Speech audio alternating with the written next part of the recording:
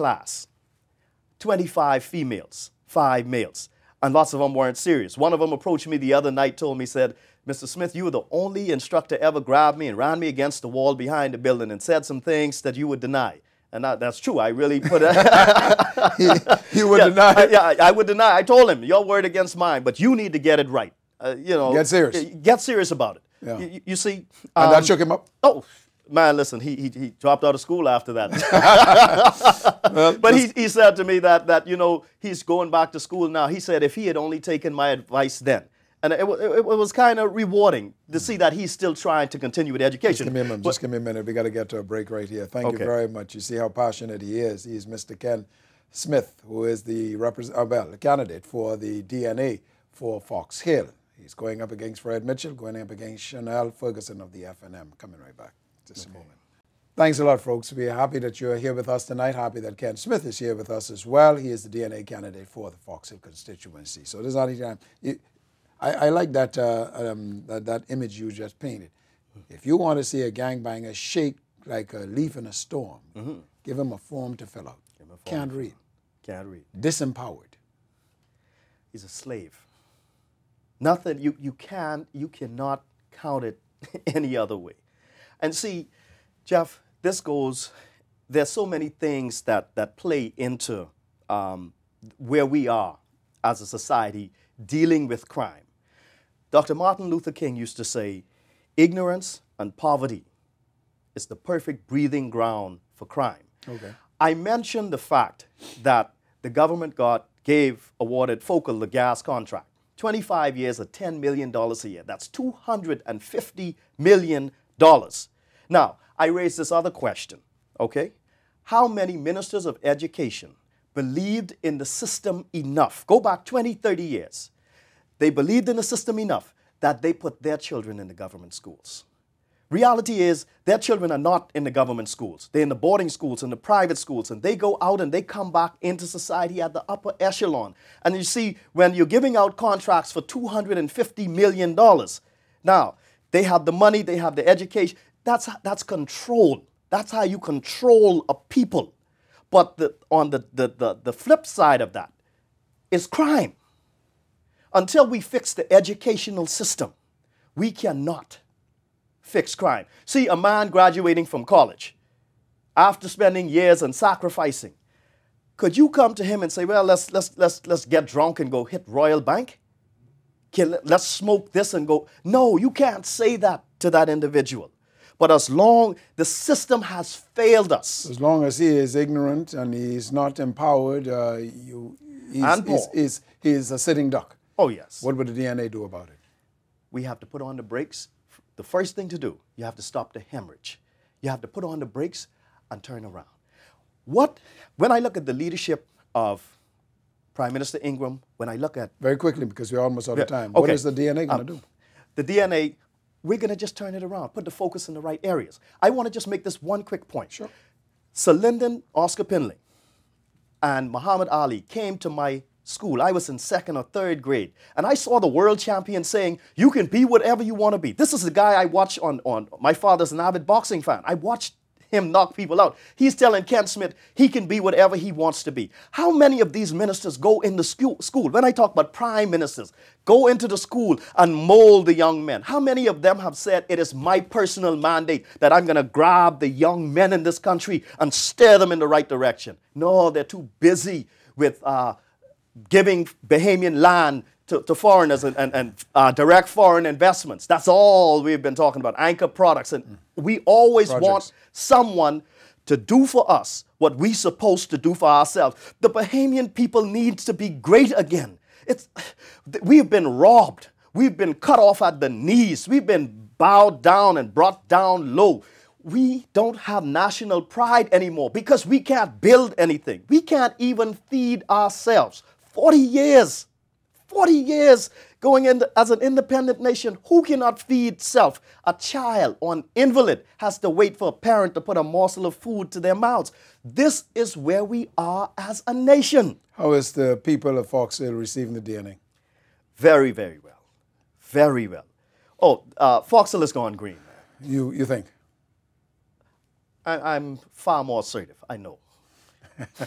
Tell me something very quickly. What would you do about illegal gambling? Illegal gambling. I have a very strange... You know a lot of people in Fox Hill probably buy numbers. Yeah, they have a lot of number houses in Fox Hill. See, for me, I'm a common sense man, Jeff. You see, I don't believe in almost. I don't almost fall down. I fell down, I did not fall down. You see, you don't have gambling halfway legal in a jurisdiction and then illegal on the other side of town. Cocaine is either outlawed straight across the board. Gambling is either outlawed straight across the board. See, I'm not a gambler. If it's up to me, the number houses will fold. But it's the principle.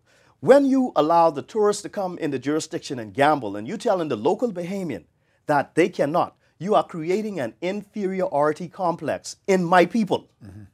Let me speak very quickly. Your leader, got some press attention by some comments he made about marital rape. So what is the official position of the DNA now? Is marital rape a crime or is it not? Well, the official position, Mr. McCartney said that it's very difficult to prove that this individual was raped. Yeah, he said the circumstances, if these two people live in the same house, right, that makes it even more difficult. If there has been violence involved, then you can consider that that's criminal. I mean, it's rape. Whether it's a stranger, it's a family member, it's a husband, it's rape. But Jeff, the question, rape is rape. Okay. But then, so it's a crime. What if it actually happened? It's a crime. Okay, fine. Let's move on. Let's talk about this immigration because there's a big thing with it's a big thing with your DNA and so forth. A lot of people believe that part of our problem, not the entire problem, is the fact that we have got a porous border and we have this uncontrolled immigration issue. Now, part of the reason why we've got a problem with immigration is the Bahamian people themselves. And you and Fox are talking about empowerment and so on. I know you've got a lot of illegals in Fox Hill. Are the people prepared to do what needs to be done, as far as you understand it, to deal with immigration? Illegal immigration, Rob? Yes. Jeff, I would like us to broaden the scope a bit when we talk about illegal immigration. Okay. There's illegal immigration, then there's legal immigration problem too. And it works at both ends of the spectrum. Yeah. We have to deal with both. All right? Number one, when people talk about immigration, we're talking about the influx of Haitians. Basically. And when we look at a population that's 8+ million people, and they've been in civil war for many years, we cannot sustain that. If you come in this country illegally, you have broken our law. The Dominicans are in here poaching. Some of them come on one, they get work permit as one thing, and they're diving. I was talking to a diver yesterday. Say they're cracking conch shells and dropping them in the seabed, creating cemeteries. The conch ain't coming back there. They're hurt. Right. We're getting hurt all around. Yes. Mr. McCartney has done a phenomenal job when it came to immigration. Because of the powers that exist now, they tried to put the clamp on him. All right. I have Haitian Bahamians as a part of my campaign. Lots of these people understand what's going on. So what would you do? What would I do? Illegal immigration. You're here illegally. You just said it, Jeff. Park them up and send them home. Man, you're breaking the laws of the Bahamas. You got to respect that. Yes. The people are out there. There's some people out there who talk about legal immigration. You say that's a problem as well. And the fact is this. We have a xenophobic society, very parochial, very myopic. We don't want foreigners in this country. We want them to bring the money and then you leave. Okay? But any society who seeks to develop really has to have a kind of multiplicity of cultures and ethnicity and so on and so forth. How would you deal with legal immigration? Legal immigration. Empowerment of the Bahamian people. See, we've been focusing on developing that side of the equation so much. Now we need to do the simultaneous balance. We need to do this. We need to empower the Bahamian people. Jeff, we have no pride because we own nothing. We build nothing. We export nothing. This is the direction that the DNA wants to go in, where we give concessions to people bringing in equipment for manufacturing, made in the Bahamas. When last have you seen something say made in the Bahamas and you were abroad? Oh, well, I mean, except the marine resources, basically. Yeah. We have such a long way to go. And so speak very quickly, out of time. Talk to the people of Fox Hill. You have 30 minutes, 30 seconds. 30 minutes sounds awesome. Yeah. You have 30 seconds. Tell the people why they should vote for you. The people of Fox Hill. Why they should vote for Ken Smith is because it's about empowering the people. I say to you, we can no longer put our heads in the sand, Fox Hill. We have to open our eyes and see reality for what it is. When you go to the polls, do not be selfish. Vote for your children. Now, if you like the way the country is going, if you like a failing educational system, crime out of whack, immigration, the list goes on and on. If you love unemployment, then you must continue in the same vein that you have been. But if you want to be empowered, if you want real change, if you want to be proud as a Bahamian once more, if you want to do something for your children, support this change. It's not about Ken Smith.